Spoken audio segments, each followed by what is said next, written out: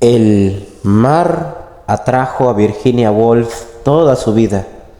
Su infancia estaba llena de imágenes costeras, pues Saint Ives, en la costa de Cornwallis, fue su segundo hogar. En sus novelas abundan las imágenes relacionadas con el agua y el mar, sobre todo en Fin de viaje, al faro y las olas. Esta imaginería la perseguiría hasta el fin de sus días. En las últimas páginas de su novela postrera, Entre actos, publicada póstumamente, vemos a un personaje que contempla un estanque lleno de lirios. Algo se movía en el agua, su pez cola de abanico favorito. Le seguía un orfe dorado. Luego percibió un destello de plata, la gran carpa en persona. «Nosotros mismos», murmuró, y recuperando un destello de fe en las aguas grises, siguió al pez esperanzada, sin gran ayuda por parte de la razón. Más tarde, en un momento de crisis, verdes aguas parecieron erguirse sobre ella desde la tierra. Se alejó de la orilla por el camino y, alzando la mano, buscó torpemente el pestillo de la verja de hierro de la entrada. A principios de 1941, Virginia Woolf terminó Entre actos cuando vivía en Rodmell, su casa de campo situada a pocos kilómetros de la costa de Sussex. El supremo esfuerzo creativo la había dejado exhausta. Su equilibrio mental, nunca bueno ni en los mejores tiempos, era muy precario. Tenía poco más de 50 años y ya había sufrido una serie de colapsos nerviosos que la habían llevado al intento de suicidio al menos en 3 ocasiones. La Segunda Guerra Mundial había estallado 2 años antes. Los nazis ya habían ocupado Francia y la mayor parte del continente. Solo resistía Gran Bretaña, que estaba reuniendo sus ejércitos a unos 35 kilómetros mar adentro. Los alemanes que se preparaban para la invasión ya habían lanzado el Blitz con sus bombardeos concentrados sobre Londres. Habían destruido la casa de Virginia Woolf, de manera que vivía permanentemente en Rodmell, donde la costa entera estaba en estado de alerta. No se hacía ilusiones sobre la suerte que correría si los nazis invadían el país. Su esposo Leonard, que la había apoyado lealmente durante todas sus crisis, era judío y por lo tanto podía mandarlo a un campo de concentración. Sus opciones como enferma mental no serían mucho mejores. Virginia Woolf y sus amigos del círculo de Bloomsbury se enorgullecían de la franqueza y honestidad que reinaba entre ellos. Era parte de su credo, la vida abierta. Su hermana Vanessa Bell le escribió una bien intencionada carta en la que dejaba claro que sabía que Virginia estaba al borde de otro colapso nervioso. «No debes enfermar justo ahora. No sabes lo mucho que dependo de ti. Por favor, tenlo en cuenta si no encuentras otra razón». Por entonces Virginia Woolf contactó con su editor John Lehman, que dirigía la editorial Hogarth Press. Junto a su esposo Leonard, le entregó el manuscrito de Entre actos, pero le confesó que lo consideraba un fracaso. «Es demasiado ligero y esquemático». Lehman mostró su desacuerdo con este veredicto y empezó a programar su publicación ocultándoselo a ella. Puso un anuncio por el lanzamiento de la novela en una revista. En los días subsiguientes, la salud mental de Virginia Woolf empezó a deteriorarse. Como en ataques anteriores, empezó a oír voces. Estaba segura de que se volvía loca. Escribió una carta a su hermana que no llegó a enviar, en la que afirmaba: «He luchado contra esto, pero ya no puedo más». A primera hora de la mañana del 28 de marzo escribió una carta a su marido que empezaba: «Querido, quiero decirte que me has dado la felicidad más absoluta. Nadie podría haber hecho más de lo que has hecho. Créelo, por favor». Después Virginia Woolf salió de la casa y caminó por los campos hasta la orilla del río Ouse. El nivel del agua había subido debido a las lluvias de primavera. Cogió una piedra grande de la orilla y se la metió en el bolsillo del abrigo. Entonces saltó a las heladas aguas del río que fluía rápidamente. 3 semanas después descubrieron su cadáver río abajo, cerca del mar. Virginia Woolf acababa de cumplir 53 años cuando murió. Era un milagro que hubiera aguantado tanto. Las últimas décadas de su vida habían sido una lucha constante contra la enfermedad mental. Pasaba los periodos lúcidos temiendo la vuelta de los ataques. Sin embargo, durante esos periodos lúcidos logró crear algunas de las mejores obras literarias de principios del siglo XX, gracias a una enorme fuerza de voluntad y a costa de su salud mental. Vida y obra de Virginia Woolf. Virginia Woolf, de soltera, Virginia Stephen, nació en Londres el 25 de enero de 1882.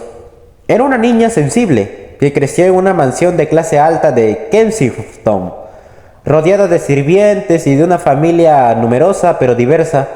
Su padre, Leslie Stephen, había sido el editor de la prestigiosa revista Cornhill Magazine, donde había publicado por entregas novelas de Henry James y de Thomas Hardy. Pasó la infancia de Virginia inmerso en la increíble tarea de compilar el Dictionary of National Biography, una obra de referencia clásica. No tuvo más remedio que emplear a más de 650 colaboradores para que escribieran entradillas que llegaron a ocupar 26 volúmenes, con más de 350 entradillas redactadas por él mismo.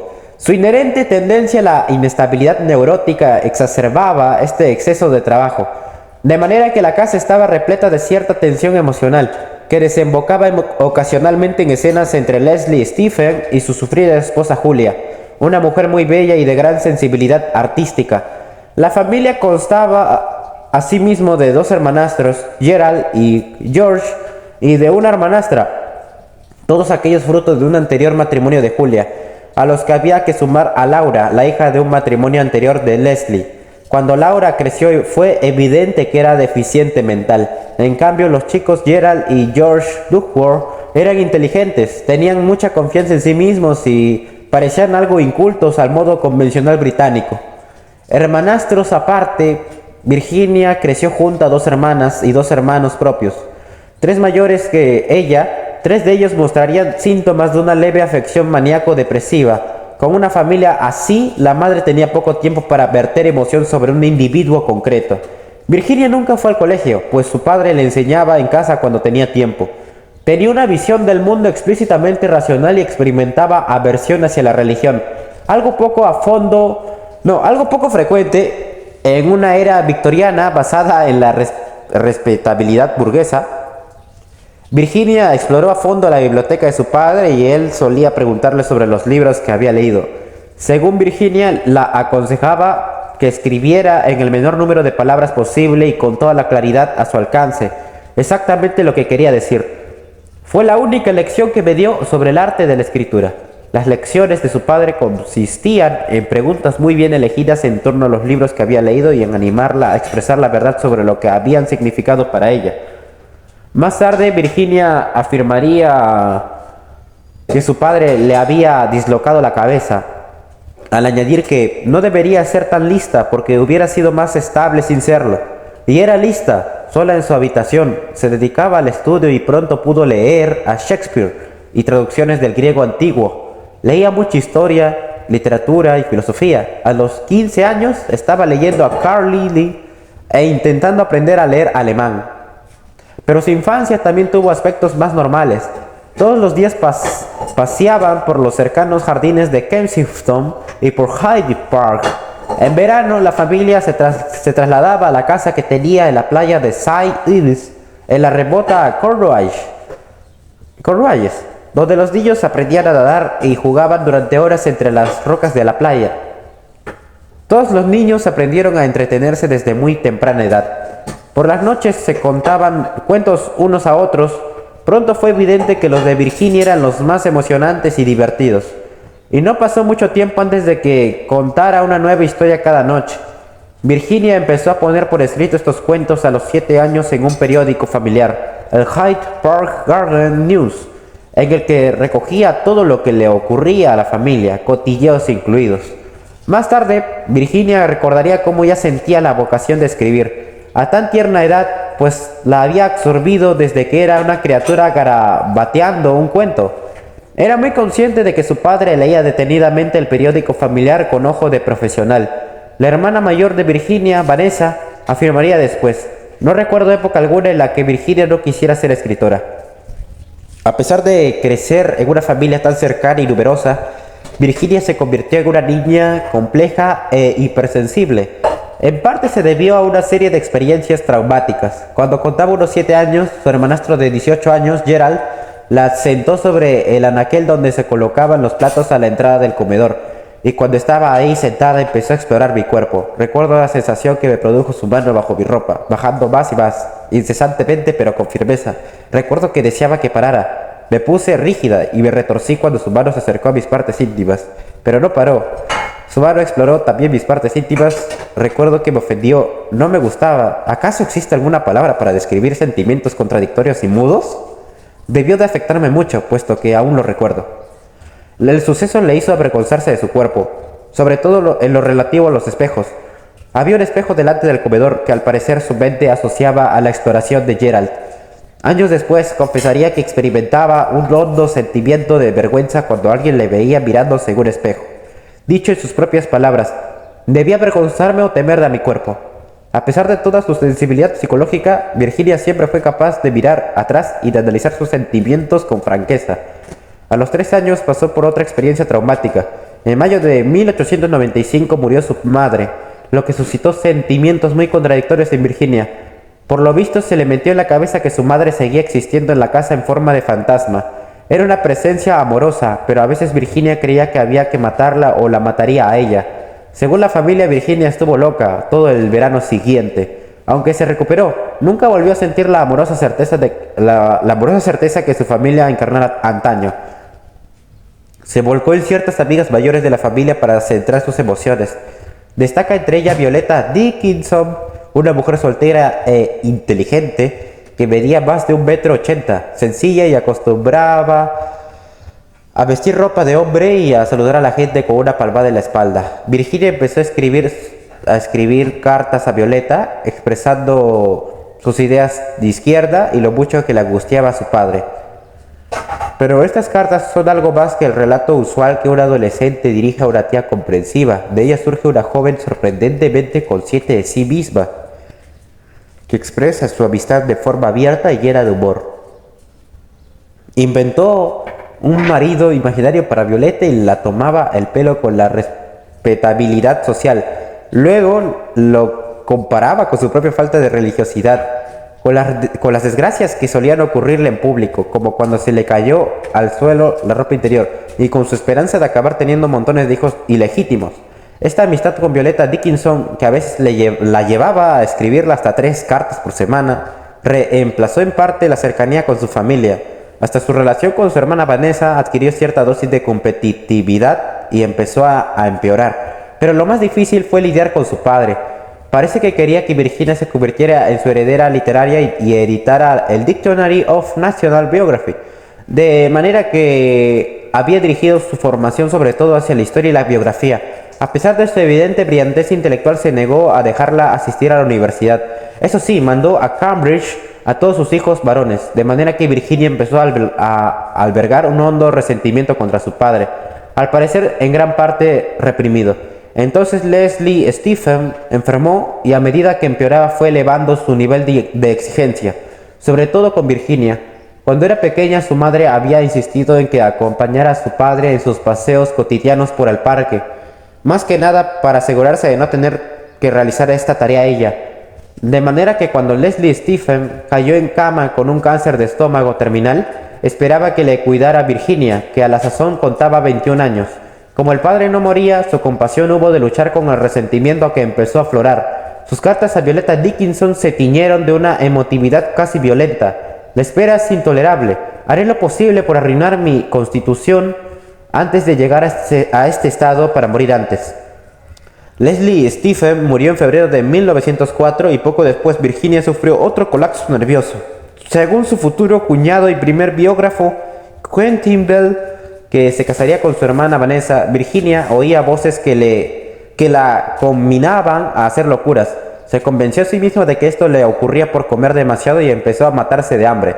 Al final se fue a vivir con Violeta Dickinson en su casa de Burnham Bridges, en los bosques de las afueras de Londres. Allí, mientras yacía en la cama, estaba convencida de que los pájaros que cantaban ante su ventana lo hacían en griego antiguo, y de que el libertino rey Eduardo VII acechaba entre los arbustos expresando todo tipo de obscenidades. Intentó suicidarse saltando por la ventana, pero no había altura suficiente como para causarse graves daños. Según Bell, estuvo loca todo ese verano. Muy probablemente poco antes, su otro hermanastro George empezó a comportarse con una familiaridad hacia ella que bien podría ser todo lo insinuante que ella creyó que era.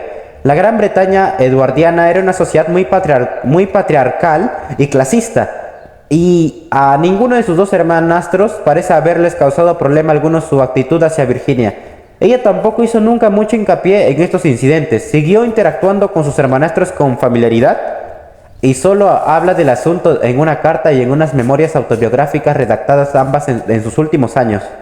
De hecho, lo que Virginia dice en sus memorias en relación con el abuso de Gerald es que no había hecho más que confirmar el desagrado que siempre le había provocado el sexo, de manera que no es fácil hallar el nexo psicológico que llevó a Virginia a evolucionar como lo hizo.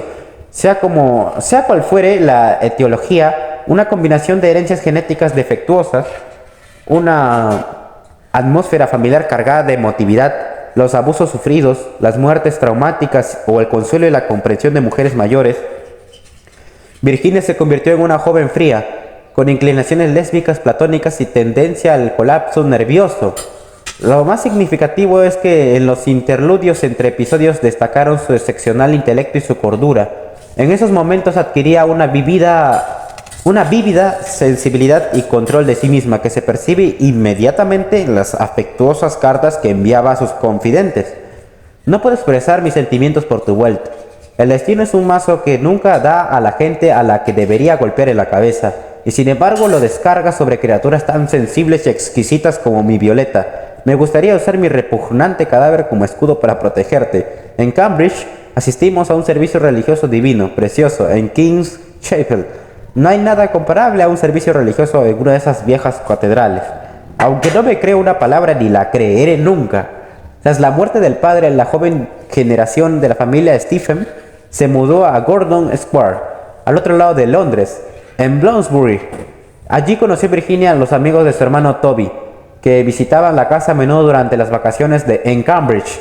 Los jueves por la noche se reunían diversos grupos de debate en los que los jóvenes estudiantes intelectuales debatían sobre tópicos como la definición del bien o el significado de la belleza. Todo esto era un poco elevado para los gustos de Virginia, pero la complacía este alegre grupo, cuyos miembros consideraban que una mujer podía tener ideas propias. Sus hermanastros Gerald y George siempre habían manifestado en público un desdén mucho más convencional hacia las opiniones de las mujeres. Un día apareció uno de los amigos de Toby, un joven extraño y barbudo llamado Lytton Strachey. Tras tomar el té en Gordon Square, este escribió a otro amigo de Toby de Cambridge, Leonard Woolf, describiendo a Virginia como maravillosa, bastante ingeniosa, con muchas cosas que decir y sin ningún contacto con la realidad. En 1906, Toby organizó una expedición familiar a Grecia con su hermano menor Adrian, Vanessa y Virginia. Violeta Dickinson decidió sumarse al grupo como madre adoptiva. Viajaron a Atenas en tren y en vapor y fueron en mulas a ver las ruinas. Por entonces Grecia era un país atrasado y remoto y el viaje suponía ciertas penurias. Cuando volvieron a casa, Vanessa tuvo un ataque de apendicitis y una grave depresión. Para que no faltara nada, Toby y Violeta Dickinson cayeron enfermos y les diagnosticaron malaria. Sorprendentemente, Virginia conservó la salud física y mental. Cuidó de los enfermos lo mejor que supo y se hizo íntima de su hermana Vanessa, pero comprobó con horror que los médicos daban a Toby un nuevo diagnóstico, esta vez de tifus, enfermedad que se lo llevó a la tumba 4 semanas después. Deshecho por el dolor, su amigo Lytton Strachey informó de lo ocurrido a Leonard Woolf, a la sazón funcionario de las colonias de Ceylon o Sri Lanka. Debido en parte a la influencia de Strachey y de su amigo de Cambridge, el joven y brillante economista John Maynard Keynes, las conversaciones de Gordon Edwards empezaron a perder su tono moralista y empezaron a abarcar una gran multiplicidad de temas. Strachey no ocultaba su homosexualidad y animaba a los demás a ser francos y honestos sobre sus sentimientos sexuales, morales y estéticos. Virginia y Vanessa, ya repuestas de su enfermedad, competían por ser más abiertas en ese tipo de temas, sobre todo en lo relacionado con la cópula y la homosexualidad. La homosexualidad seguía siendo ilegal en Gran Bretaña y no se aceptaba en absoluto, sobre todo después del juicio de Oscar Wilde, que había escandalizado a la sociedad en la década anterior. Era una sociedad que lograba combinar la hipocresía con la ignorancia en temas sexuales.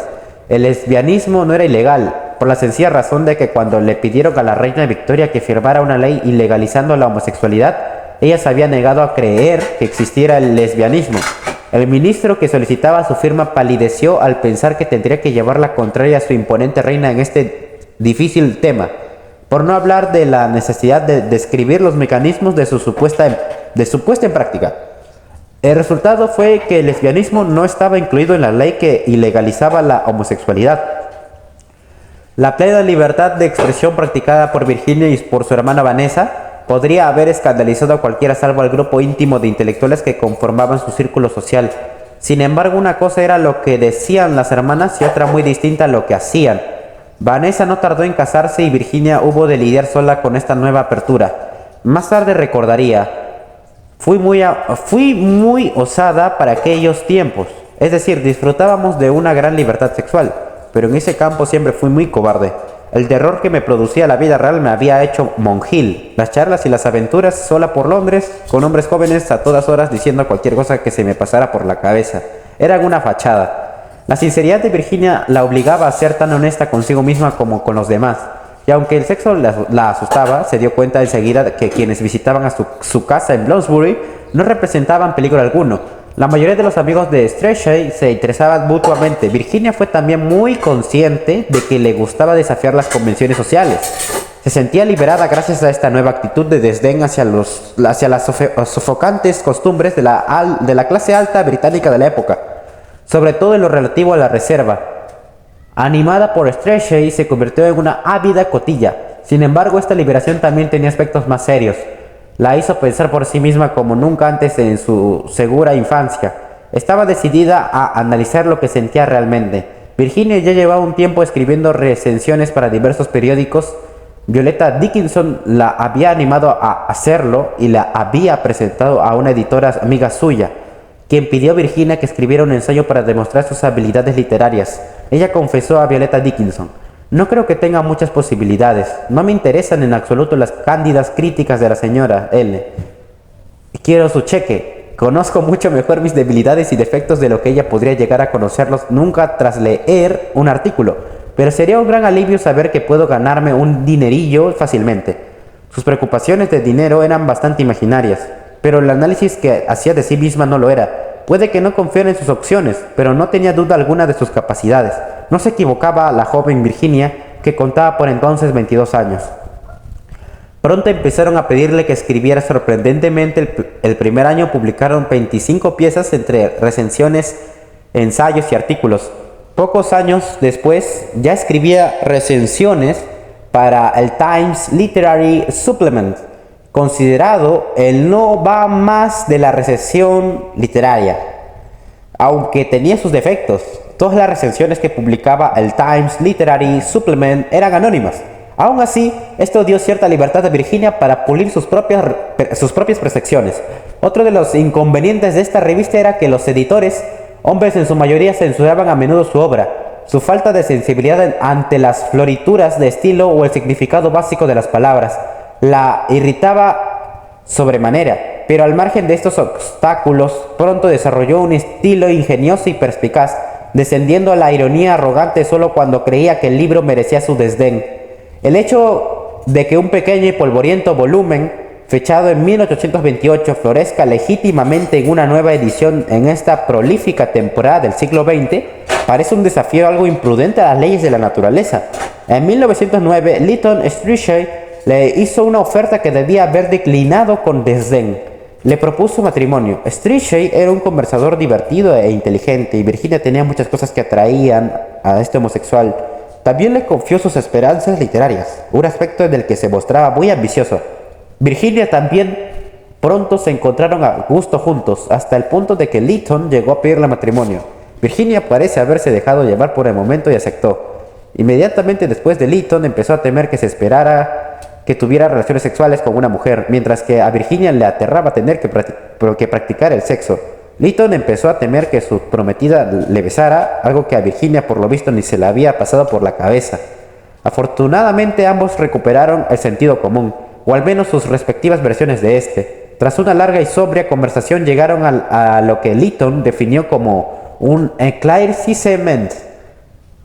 Puede que este suceso pareciera superficial o una farsa. Sin duda suscitó todo tipo de comentarios picantes entre el círculo de amigos íntimos, a los que se empezaba a conocer como el círculo de Bloomsbury. Pero lo cierto es que era un asunto muy característico de este círculo. Tanto Virginia como Lytton se conocían a sí mismos profundamente y entendían a la perfección la difícil psicología del otro. La propuesta que Lytton hiciera a Virginia en realidad era un osado experimento social. Ninguno de los dos quería o podía celebrar un matrimonio en el sentido convencional, y pocos años después ambos se habrían enredado en relaciones muy parecidas a las que podrían haber tenido juntos. Lytton seguiría practicando la homosexualidad mientras vivía con la artista Dora Carrington, que estaba enamorada de él. Y como veremos, por esos mismos años, Virginia se embarcaría en un matrimonio feliz, pero sin sexo, con un hombre al que quería mucho.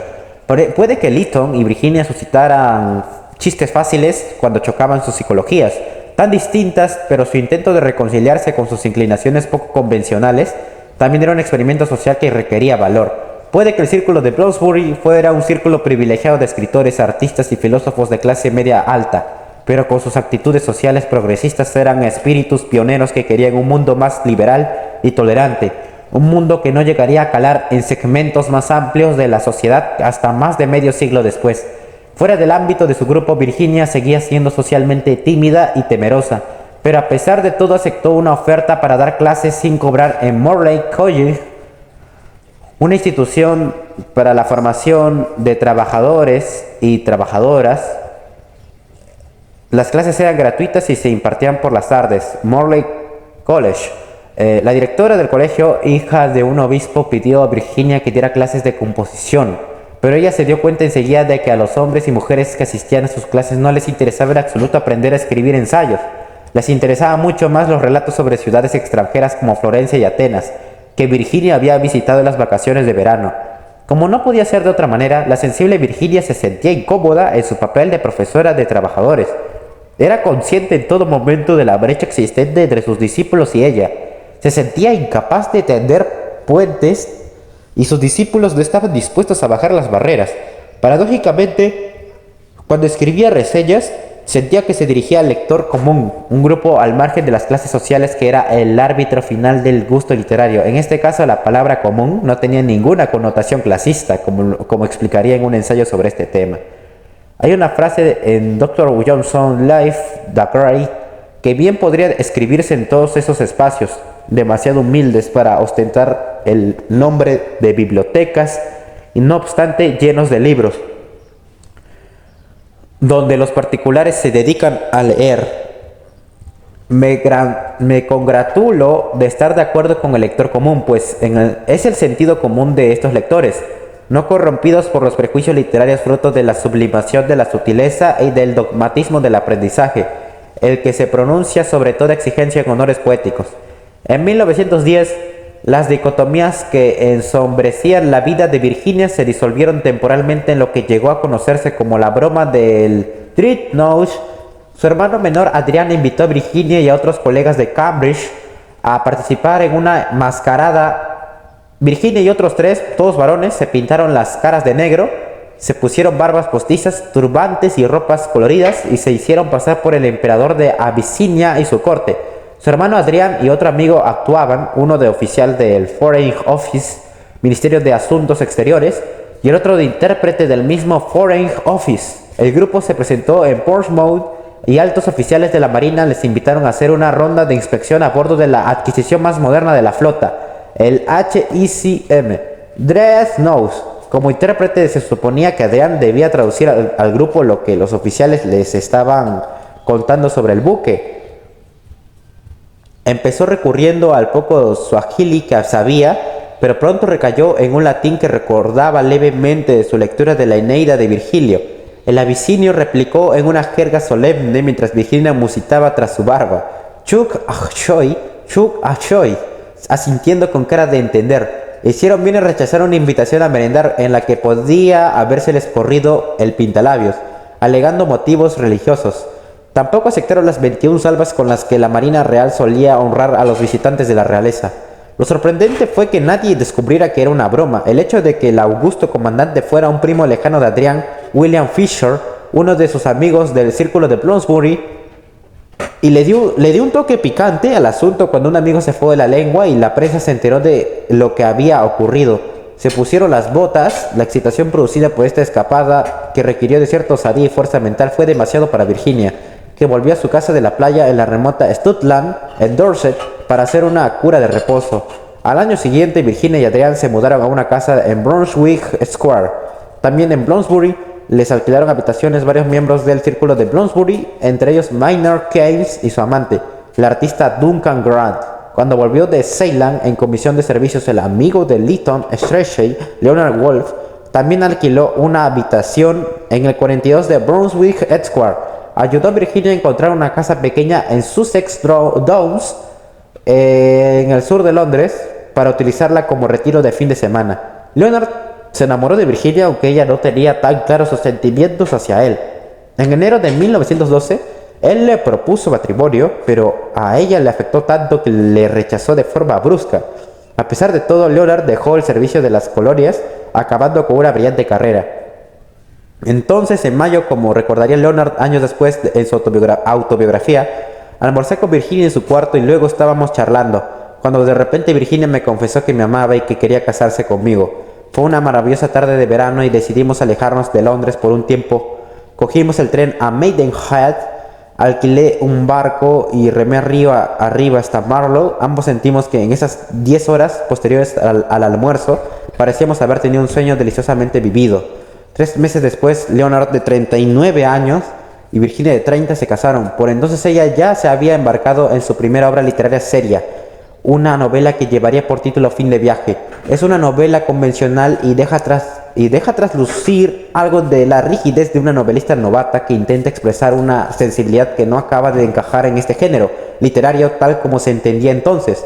Entre escenas sociales muy bien descritas y una adecuada evolución de los personajes, hallamos pasajes de gran calidad poética, que pese a todo su lirismo, no encajan fácilmente en la obra misma. Así, por ejemplo, este pasaje en el que describe un barco desde el que ya no se ve tierra.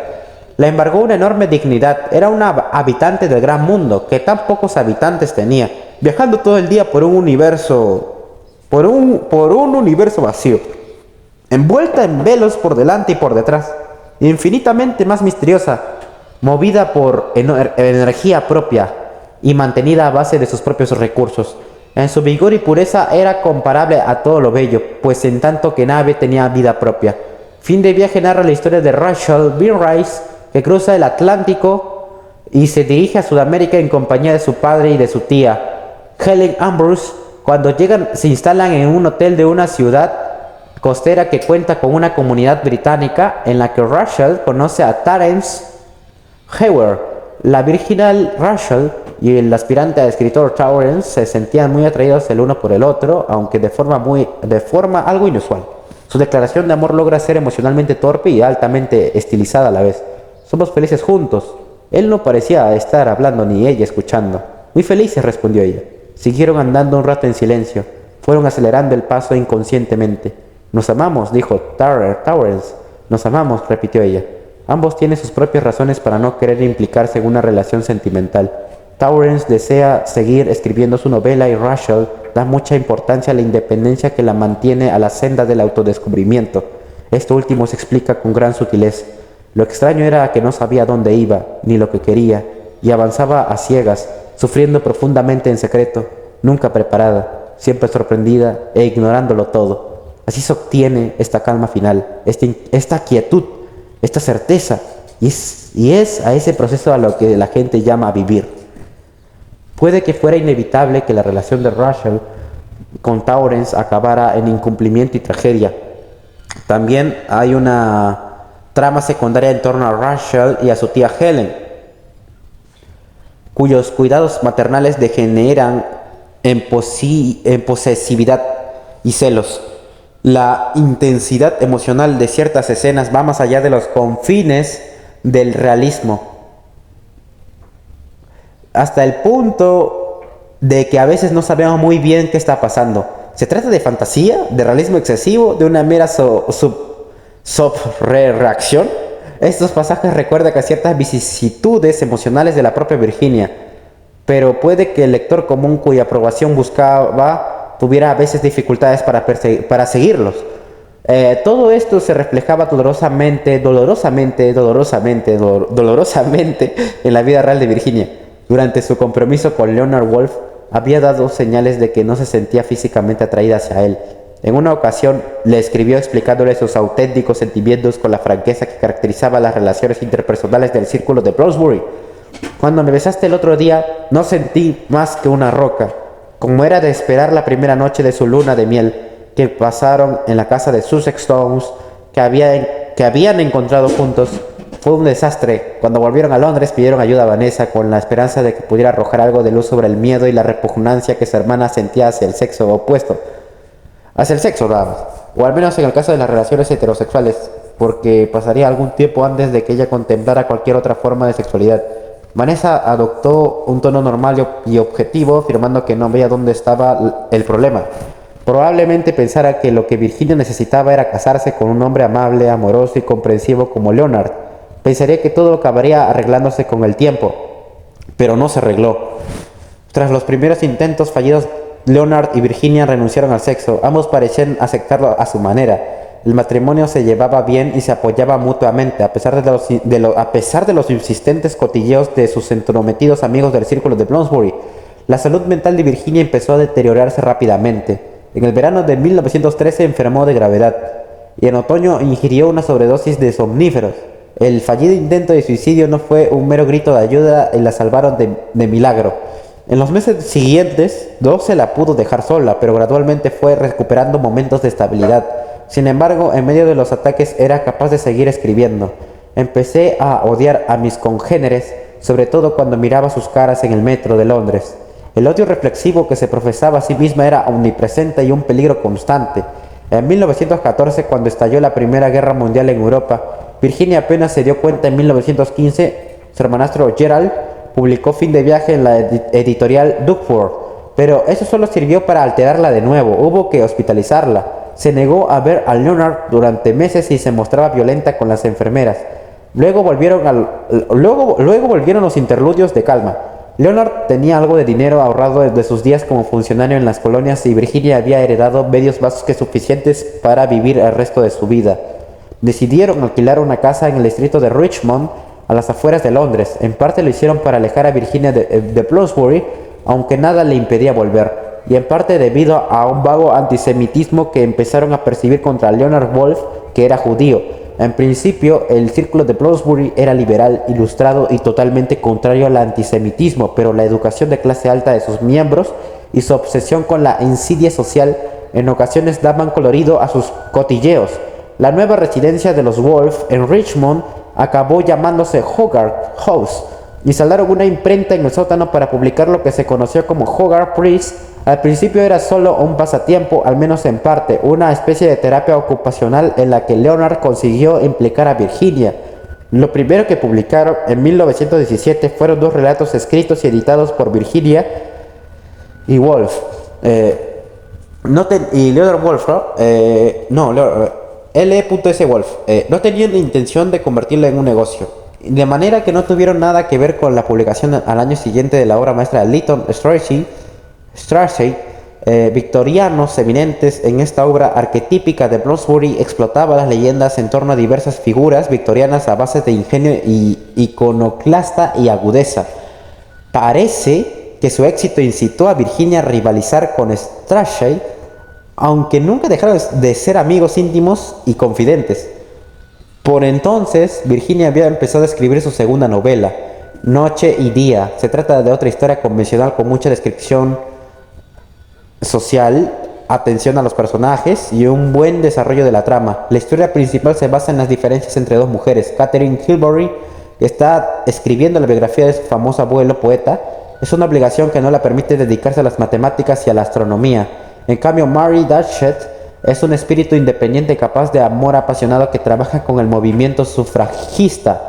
Aquí el elemento autobiográfico es evidente, pues Catherine reflexiona sobre la conducta de Mary y al hacerlo descubre los aspectos de la vida que desconocía. A pesar del férreo control que la autora ejerce sobre su material, sobre todo teniendo en cuenta sus experiencias, se percibe la sensación de que la forma tradicional de la novela la constriñe.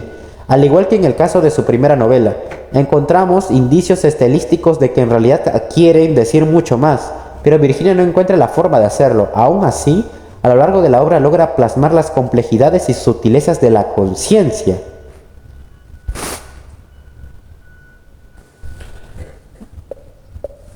Cuando Ralph Dibman entró en la habitación y vio a Catherine sentada sobre espaldas a él, fue consciente de la alteración experimentada por la atmósfera, parecida a la que aprecia el viajero a veces en la carretera, sobre todo tras la puesta de sol, cuando sin previo aviso se apresura de un frío húmedo hacia una reserva de calor almacenado, intacto, en el que se paladea la dulzura del heno y del campo de habas, como si aún luciera el sol aunque la luna ya estaba alta.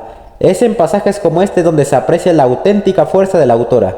Su originalidad radica en las evocaciones de este tipo, más que en la estructura convencional en la que se insertan.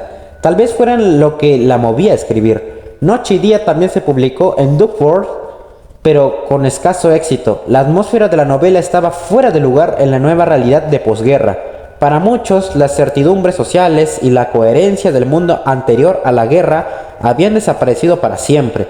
Toda una generación de jóvenes había muerto en las trincheras de Flandes, y en Rusia los bolcheviques se habían hecho con el poder tras una revolución. A los soldados heridos que volvían de la guerra que iba a acabar con todas las guerras, les habían prometido una tierra apta para héroes, pero lo que hallaron muchos fue desempleo y malos tiempos. Sin embargo, estos cambios habían tenido lugar mientras Virginia permanecía prisionera en los confines de su propia mente. Era un milagro que pudiera reproducir un mundo, cualquier mundo. No era de extrañar que evocara lo que había experimentado en tiempos más contenidos. Pero siguió escribiendo, y al hacerlo, siguió los pasos de su antigua heroína Rachel Byrne de Fin de Viaje, quien decía que una cosa llevó a la otra y gradualmente había ido surgiendo algo de la nada. Su siguiente obra significativa fue El cuarto de Jacob, y decidió desde el principio: creo que lo fundamental es que debería ser libre. Lo logró dejando de lado la forma convencional de la novela. Estamos ante la primera obra madura de Virginia Woolf. Las incipientes libertades que ya se tomaba en sus primeras novelas, el lirismo de Fin de Viaje, las complejidades de la conciencia de Noche y Día, cubren gran parte del tema de la novela. En El cuarto de Jacob intenta narrar de modo fluido los temas propios de una biografía normal. Es la historia de una vida, pero no es un relato convencional en el que una escena enlaza con la siguiente. Las rigideces aparentes de la personalidad y el carácter se disuelven. No hay una persona psicológicamente realizada que ocupe el centro de la escena. La autora narra la vida que rodea a Jacob Flanders por medio de una serie de fugaces imágenes impresionistas. Sus vacaciones de niño en Cornwallis, con su madre creciendo y aprendiendo latín en Scarborough House, sus días de estudiante en Cambridge, su viaje a Grecia. La narradora nunca consigue aprehender del todo la identidad de su personaje masculino. Contempla una masculinidad que siempre estará fuera de su alcance. Poco a poco nos damos cuenta de que esta exclusión es en realidad el tema de fondo de la novela: la muerte de Jacob Flanders en la guerra. Como ya presagiaba su nombre, suscita otra temática. Es una vida incompleta. A su vez, el retrato difuminado que hace de este personaje la convierte, en cierto modo, en la biografía tipo de muchos jóvenes similares que perdieron la vida en la guerra. Es un personaje desconocido al que de hecho no se puede llegar a conocer. Es la humanidad, la naturaleza humana, que se encarna en la vida individual. Pero desde un punto de vista autobiográfico más profundo, podemos ver en el personaje principal al difunto hermano de Virginia, Toby, que también es tan solo una figura borrosa. ¿Por qué? Nos sorprende. Por la súbita visión de que el joven en la silla es lo más real de todas las cosas del mundo, lo más sólido, lo que mejor conocemos. ¿Por qué? Por el momento no sabemos nada de él. En El cuarto de Jacob, Virginia Woolf creó una rapsodia inconexa, cuyo propósito era dejar inconclusa la novela. En vez de un relato, tenemos imágenes. En vez de una visión general, un collage. En una escena, la miedosa señora Norman, de 50 años, ve a un joven desconocido, Jacob, que acaba de entrar en su vagón del tren. Leyó media columna de su periódico, luego miró a hurtadillas por encima de la página para decidir la cuestión de la seguridad con ayuda de la prueba infalible de la apariencia. Volvió a leer su rostro tomando nota de los calcetines caídos y de la corbata raída. Detuvo la mirada en su boca, apretaba los labios, los ojos bajos. Estaba leyendo, todo era firme y a la vez juvenil, indiferente e inconsciente. Con un poco de imaginación parece que olemos a Jacob durante este detallado escrutinio, pero como el relato nos recuerda inmediatamente, nadie ve a nadie como es, mucho menos una dama mayor sentada frente a un extraño en el vagón de un tren. Ven un conjunto, ven todo tipo de cosas, se ven a sí mismos. Las escenas se conectan entre sí por medio de imágenes recurrentes, ecos verbales, similitudes, recuerdos e incluso contraposiciones, como si la humanidad hubiera llegado a su fin, y en lo que respecta a los hombres y a las mujeres pueden esperar. No debemos ignorar el hecho de que este deseo nos posee con bastante frecuencia. La brisa de la tarde movió suavemente las sucias cortinas de las ventanas del Hotel Olympia. Estoy llena de amor hacia todo el mundo, pensó la señora Wentworth Williams. Las últimas escenas están ligadas a puestas de sol. Los ventanales de Kensington Palace se tiñeron de un rojo intenso cuando Jacob se fue. En Grecia se proyectaba la luz roja sobre el Partenón. A continuación viene el intenso ruido de los disparos. En Grecia primero, en Inglaterra después. Implican que Jacob ha muerto en la guerra y por fin vemos la habitación en la que vive. Lánguido en el aire de la habitación, vacía, que hincha la cortina, las flores viran en los jarrones, cruje una vara de la silla de mimbre aunque nadie se siente en ella. Seguimos el devenir del libro a través de su poesía, que dota a una novela aparentemente incoherente de una estructura perceptible. En octubre de 1922, Howard Price publicó El cuarto de Jacob. 15 meses después, Virginia y Leonard Woolf volvieron a Bloomsbury, llevándose consigo Howard Price.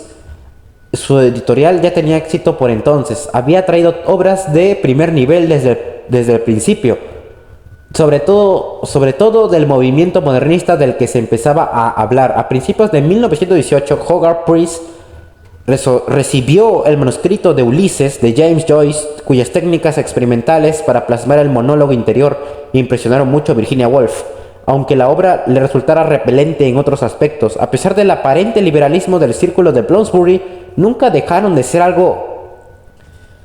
Puede que su franqueza de clase media alta les resultara liberadora, pero la de clases menos excelsas podía interpretarse como obscena. Fue lo que le pasó a Joyce, un católico irlandés que vivía exiliado y en la pobreza en París con una excamarera, el tipo de persona a la que no invitarían a tomar el té en Bloomsbury. En esta ocasión a Virginia Woolf le falló su increíble instinto literario. El contenido de la obra de Joyce hirió su fina sensibilidad, lo encontró repulsivo y pornográfico y comparó la obra con un estudiante indispuesto que se rasca los granos. Lo cierto es que los Woolf rechazaron Ulises poniendo como excusa que era demasiado largo para publicarlo. Compensaron este error publicando la obra igualmente difícil de T.S. Eliot. Al parecer había modernismo y modernismo.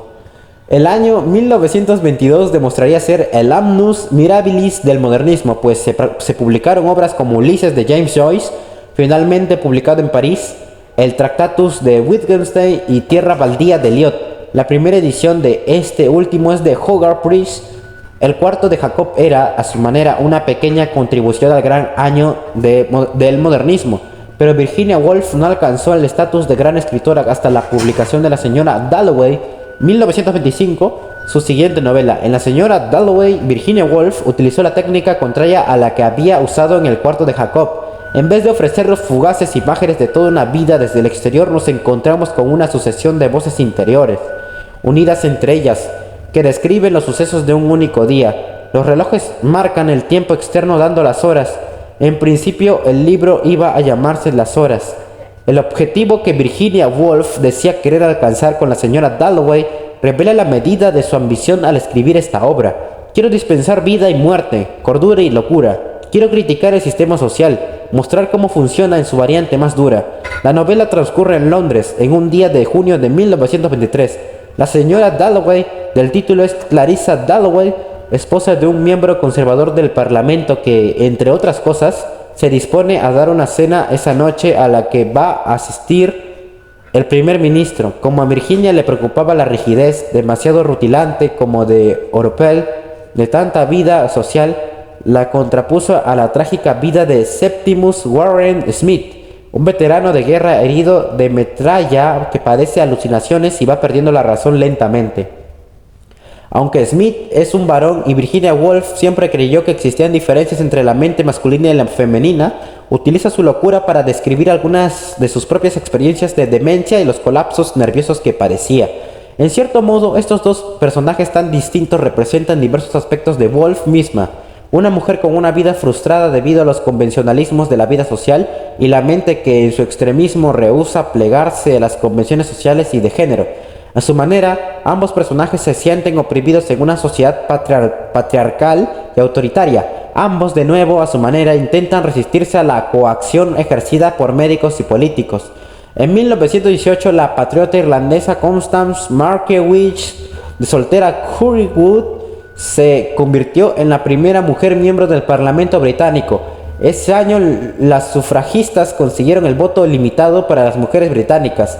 Clarissa sabe que solo hay vacío bajo la superficie de su vida social, pero aún así expresa su tristeza con gran lirismo. Pero el indomable egocentrismo que siempre vence a las huestes que se enfrentan a él, ese río que dice adelante, adelante, adelante, aunque quizá no tengamos ninguna meta que alcanzar, ese indomable egocentrismo coloreó sus mejillas, le hizo parecer muy joven, muy sonrosada y le llenó los ojos de luz mientras permanecía sentada con el vestido sobre las rodillas sosteniendo la aguja al final del hilo verde. Un poco temblorosa, estaba enamorada. Virginia Woolf nos muestra la mente delirante de Septimus Warren Smith con la misma intensa franqueza. Está sentado en un banco de Regent Park junto a su esposa italiana Raisa, cuando ella le señala un aeroplano que vuela dibujando un anuncio publicitario. Así que, pensó Septimus mirando hacia arriba, me están enviando señales, no con palabras, porque aún no podía entender lo que decían, aunque el significado quedaba suficientemente claro en esa belleza, esa exquisita belleza, y sus ojos se llenaron de lágrimas mientras veía cómo las palabras de humo languidecían y se desvanecían en el cielo, concediéndole con su caridad infinita y su risueña bondad una forma tras otra de belleza inimaginable, manifestando así su intención de proporcionarle, a cambio de nada, para siempre, solamente por mirar, belleza y más belleza. Las lágrimas corrían por sus mejillas. Era Toffee, un anuncio de Toffee, dijo a Reisa. Una de las niñeras juntas se empezaron a deletrear D-O-F. El final de la vida de Smith es igual de perturbador. El Dr. Holmes sube corriendo las escaleras mientras Smith se prepara para suicidarse. Solo quedaba la ventana. El gran ventanal de una casa de huéspedes de Bloomsbury quedaba el asunto tedioso, molesto y bastante melodramático que consistía en abrir la ventana y tirarse por ella. Era el concepto de tragedia que ellos tenían, no el suyo ni el de Reisa, porque ella estaba de su parte. A Holmes y a Bradshaw les gustaban ese tipo de cosas. Se sentó en el alféizar, pero esperaría al último momento. No quería morir, la vida era buena, el sol calentaba, eran solo los seres humanos. Un anciano que bajaba la escalera de la casa de enfrente se detuvo y le observó. Holmes estaba ya en la puerta. ¿Habéis vencido? gritó y se lanzó con violencia sobre la verja de la casa de la señora Filmer. Aunque los monólogos interiores de Virginia debieran mucho al flujo de la conciencia de Joyce, los adaptó para sus propios propósitos. Entramos en la mente de sus personajes, pero captamos las profundidades más turbias e implícitamente no se describen. El resultado es que nos imaginamos un viaje por la mente de Septimus Warren Smith a punto de suicidarse mientras vemos a la vez desde fuera lo que está haciendo. Virginia Woolf siguió escribiendo reseñas literarias para diversos periódicos y revistas, pero topó con las limitaciones impuestas por una censura editorial mezquina e irritante. En una ocasión no la dejaron usar la palabra lascivo. Quería escribir sobre la vida y la literatura tal como ella las veía. El resultado fue la publicación en 1925 de su primer libro de ensayos titulado El lector común. Siempre fue muy consciente de para quién escribía y afirmaba que si un novelista ignoraba a sus lectores, su arte podía hacerse demasiado refinado y deformarse. Su ficción era difícil y a menudo corría riesgo de perder el contacto con el hipotético lector común, pero en sus ensayos siempre procuraba mantener y reforzar ese contacto. Son muy legibles y en ellos trata los temas que la interesaban de forma directa, expresando ideas y percepciones que pocos experimentaban en esa época. No podía ocultar que era una mujer la que escribía. En eso se mostró intransigente. Los títulos de los ensayos informan sobre la temática, desde sobre no aprender griego a Joseph Conrad, pasando por Montaigne o Jane Austen. El ensayo La duquesa de Newcastle es especialmente interesante, pues en él se evoca a una mujer destacada que dio vida a la escena inglesa a principios del siglo XVIII. Lucía ropa llamativa y hacía gala de hábitos excéntricos. Su conducta era casta, chabacana, su forma de hablar. A lo largo de su vida logró atraer el ridículo de los grandes y el aplauso de los eruditos. Esta mujer escribía obras provocativas invirtiendo las tramas de Shakespeare para sus propios fines. Había criado a su familia con una originalidad nada convencional y se comportaba en consecuencia. No tenía más remedio que ser voluntariosa para poder resistirse a las presiones sociales de la época. La gente era muy dada a la censura. Los hombres experimentaban celos cuando descubrían a una mujer con cerebro. Las mujeres se mostraban suspicaces cuando creían reconocer el intelecto en las representantes de propio género. Esta mujer llegó al corazón de Virginia Woolf. A medida que maduraba, su éxito como escritora le dio confianza en sí misma y le ofreció un lugar en el mundo. Era una mujer que quería desarrollar su sensibilidad femenina en una sociedad dominada por los hombres. Hacerlo requeriría de una buena dosis de valor y conocimiento de sí misma. Virginia describía de la forma más general posible lo que significaba ser una mujer inserta en una tradición literaria masculina, que se negaba a admitir la existencia de una tradición literaria femenina, cuyo desarrollo habían coartado a base de ignorarla, censurarla, reírse de ella o desdeñarla. Mientras esto fuera así, personajes como la duquesa loca de Newcastle seguirían siendo figuras aisladas, arrojadas a la excentricidad, tanto en el sentido habitual como en el etimológico de la palabra, estar descentrado.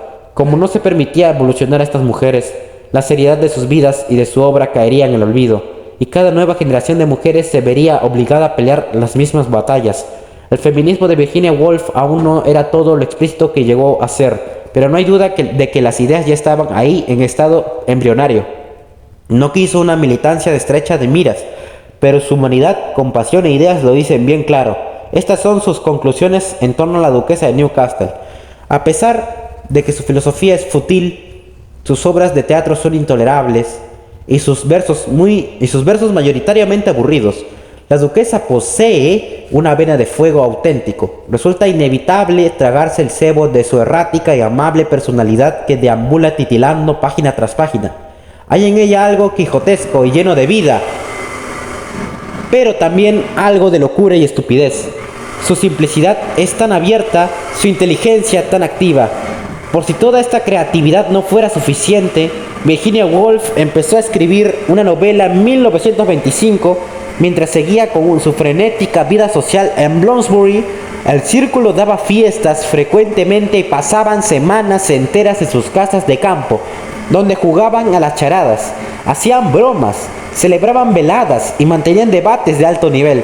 El marido de Virginia, Leonard, no aprobaba tanta vida social, pues implicaba cierta dosis de flirteo por parte de Virginia con otras mujeres. A Leonard no le gustaba, pero sobre todo le preocupaban los efectos negativos que pudiera tener para la estabilidad mental de su esposa. En una fiesta a finales del verano, Virginia se desmayó. Fue el inicio de otro colapso. Esta vez la causa parece haber sido tanto física y social como psicológica. Hubo de descansar unos meses y no recuperó la normalidad hasta principios de 1926, cuando retomó su novela. El descanso le permitió recuperar sus fuerzas y pronto estuvo en pleno proceso creativo. La novela resultante llevaría por título Alfaro y es una de sus obras maestras. Empezaría con la señora Ramsay informando a su hijo James de que, si el tiempo lo permite, al día siguiente saldrán de expedición al faro.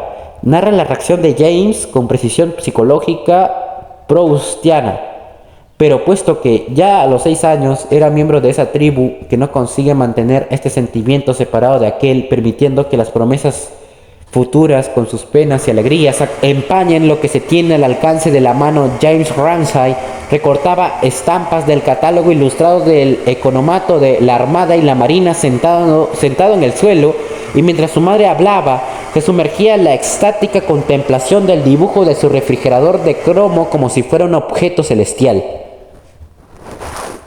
Su éxtasis se ve interrumpido cuando su padre dice: pero no va a ser bueno. La reacción de James denota esa exagerada violencia de la que es capaz la mente infantil. Si hubiera tenido a mano un hacha, un espetón o cualquier otra arma con la que atravesara el pecho de su padre y matarlo allí mismo en ese instante, James la habría cogido. Virginia Woolf afirmó que en Alfaro quería retratar el carácter de su padre y de su madre y de Saint Ives y de la infancia. Lo logró. Según su hermana Vanessa, la descripción que hacía de su madre era exacta, más allá de lo que nunca hubiera creído posible. Estas consideraciones no deberían dar ni restar valor a la novela en tanto que obra de arte, pero como ocurre con cualquier retrato, la precisión añade mucho. La autenticidad, aunque solo la presumamos, reviste a la obra de arte de una dimensión de convicción añadida. Apreciamos más la Mona Lisa de Leonardo porque asumimos que existe un parecido real con la persona retratada, y probablemente lo haríamos menos si descubriéramos que no es así. En Alfaro, la familia Ramsay pasa sus vacaciones en su casa de Finlay, en las Hébridas escocesas, que tiene paisajes muy similares a los de Saint Ives. El señor Ramsay es un filósofo que siempre ha aspirado, sin lograrlo del todo, a alcanzar las más altas cotas intelectuales. Virginia Woolf lo describe con una de sus magníficas imágenes poéticas, en lo que es un eco sutil del trabajo de su padre en el Dictionary of National Biography. Y esto es sumamente importante porque de cierta manera lo está describiendo, ¿no?, ordenado alfabéticamente, porque describe las habilidades intelectuales del señor Ramsay. Llegaba a la Q, muy poca gente en toda Inglaterra llegaba en el curso de su vida a la Q. Pero, ¿y después de la Q? ¿Qué viene a la continuación? Después de la Q todavía quedan unas cuantas letras, la última de las cuales apenas resulta visible para los ojos mortales. Solo es un destello color carmín en la distancia, únicamente un hombre por generación llega a la letra Z. A pesar de todos sus esfuerzos, el señor Ramsay nunca llegaría a la R. Virginia hace una descripción suavizada por los años y un modicum de comprensión compasiva, presentando el retrato de una persona irascible, un tirano egoísta que domina a su familia aunque depende de ella. Es sobre todo su esposa, la señora Ramsay, quien mantiene unida a la familia, dando afecto a los niños cuando puede, aunque manipulándolos a sí mismo a su manera. Pero tras la fachada maternal acecha una enorme melancolía que da lugar a arranques de irritación a la vista del comportamiento de su esposo. Cuando él repite: "No vamos a ir al faro, James", ella reacciona violentamente pero en silencio odioso. Hombrecillo, pensaba la señora Ramsay, ¿por qué sigue diciendo eso? Virginia Woolf recorre al flujo de conciencia que ella describe más adecuadamente como destellos de monólogo interior. Para dar vida a sus personajes, por un lado les vemos ocupándose de sus cosas, mientras por otro oímos lo que piensan. Sus acciones nunca obedecen a necesidades de la trama. Lo que leemos son relatos temporales, a menudo unidos entre ellos por todo tipo de asociaciones, imágenes poéticas recurrentes o semblanzas fugaces. Al igual que sus obras anteriores, También esta puede considerarse un largo poema en prosa. Es una descripción de su vida familiar y también una elegía a su infancia ya perdida. Los Ramsay recibían amigos en su casa de verano. Una de ellos, Lily Briscoe, es una artista que está enamorada de la señora Ramsay y de su familia. La señora Ramsay opina que debería casarse y convertirse en el ángel de la casa, pero Lily valora mucho su independencia. La novela se divide en 3 secciones. La primera lleva por título La Ventana, y en ella vemos a la familia pasando sus vacaciones en Finlay. La señora Ramsay cocina para todos y prepara carne en daube, una cazuela de carne descrita tan magistralmente que despierta nuestro apetito, preparada a partir de una receta francesa de mi abuela. Los comensales alaban la cena, que acaba siendo un gran triunfo. Después de cenar, la conversación se centra en la historia francesa, en Shakespeare, en la poesía y en la religión.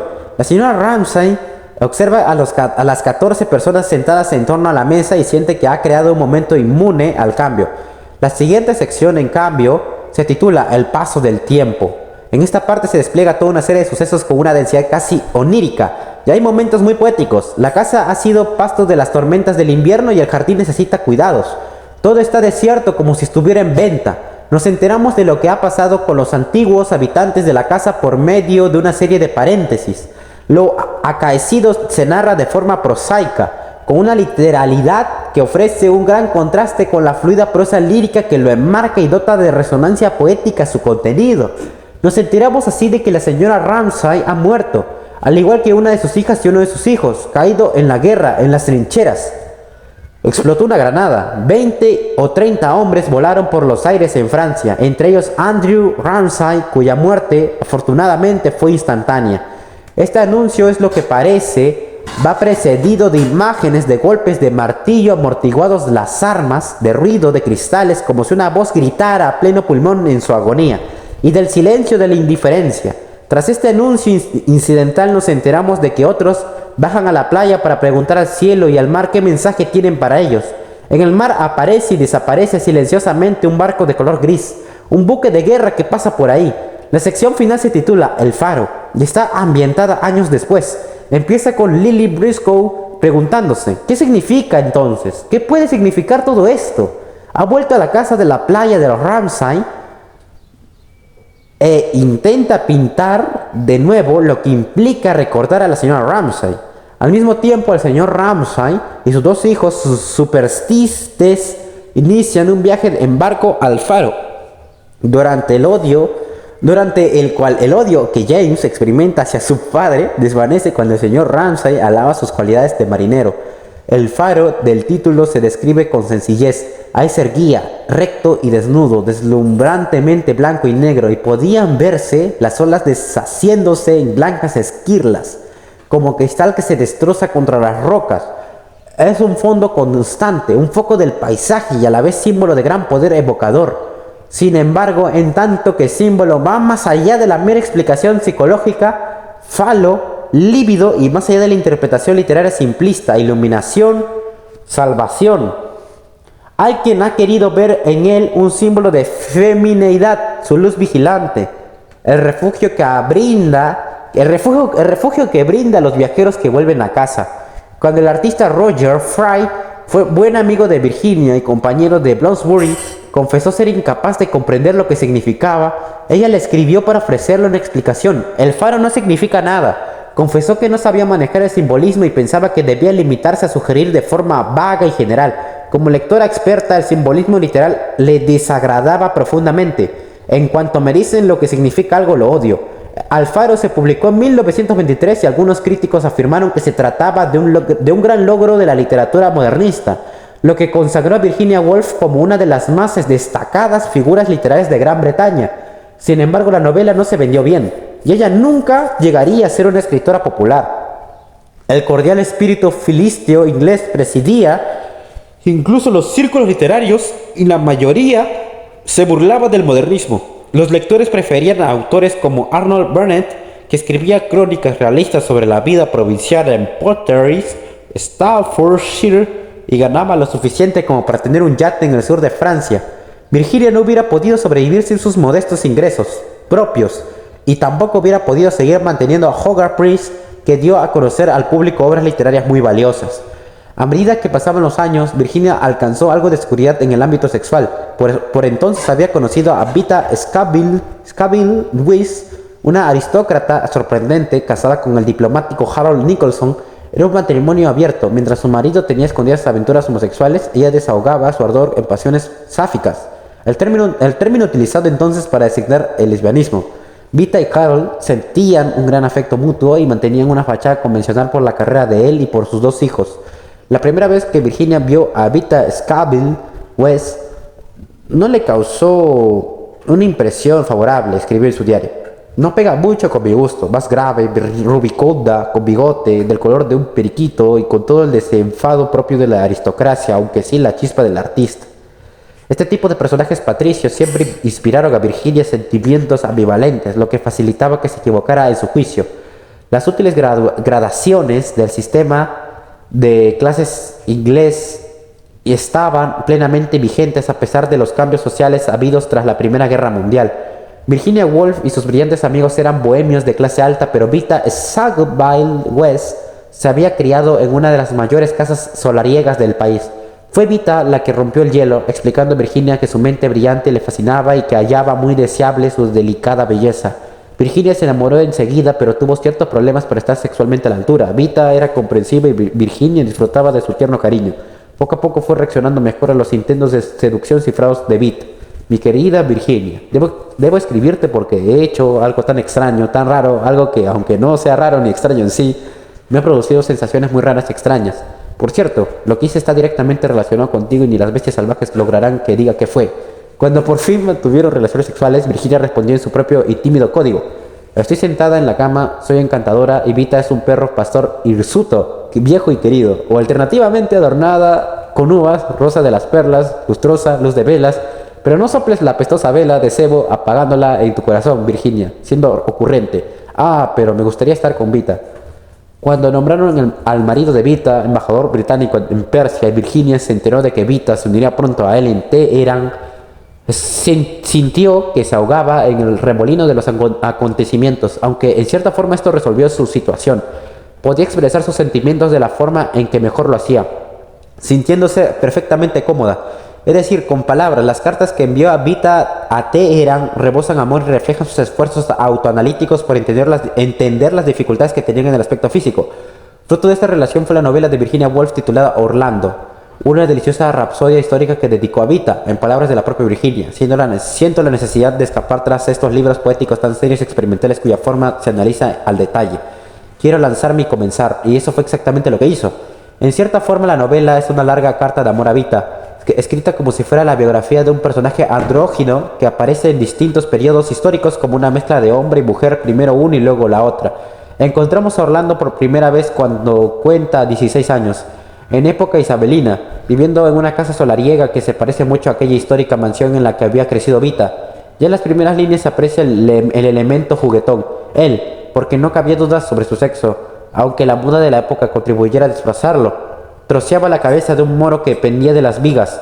La cabeza era del color de una vieja pelota de fútbol y más o menos de la misma forma, salvo por las mejillas hundidas y una hebra o dos de pelo áspero y seco, como el pelo de un coco. El biógrafo sigue a Orlando a través de sus encarnaciones. Durante el reinado de Carlos II le envían como embajador a Constantinopla.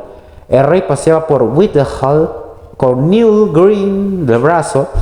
Ella le tiraba avellanas. ¡Qué desgracia!, suspiró la amorosa dama, que un par de piedras semejantes dejen el país, pero las parcas son implacables. Newell Green solo pudo tirarle un beso a Orlando antes de su partida. Le vemos en Constantinopla.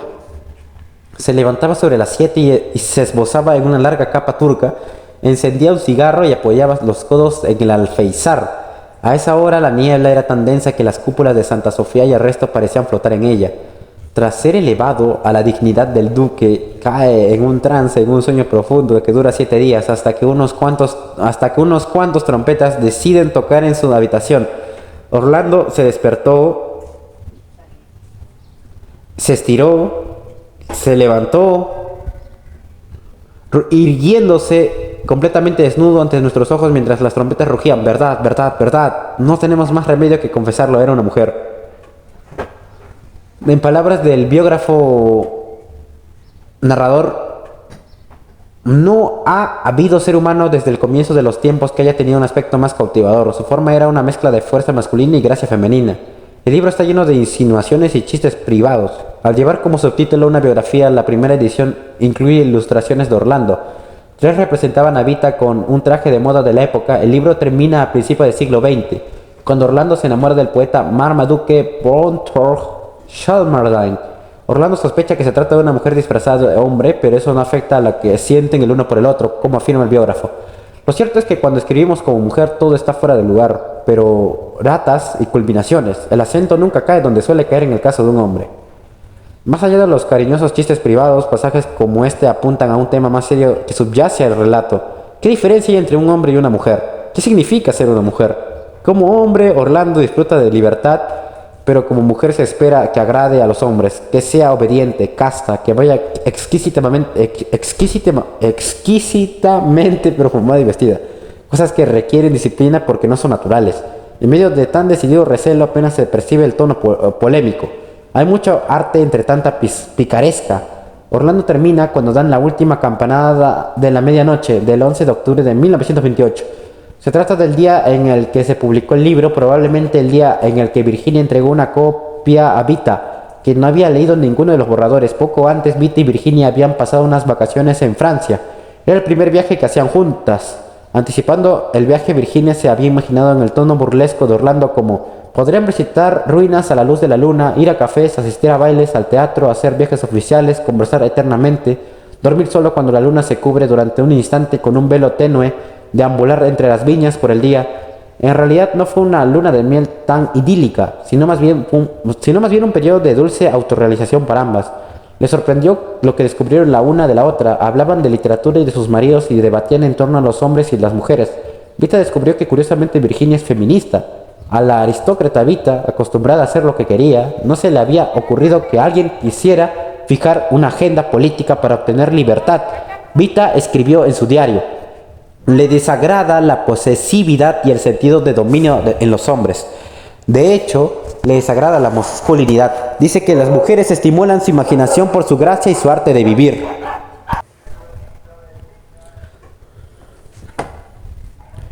Cuando Vita volvió a Inglaterra, Virginia le obsequió una copia de Orlando.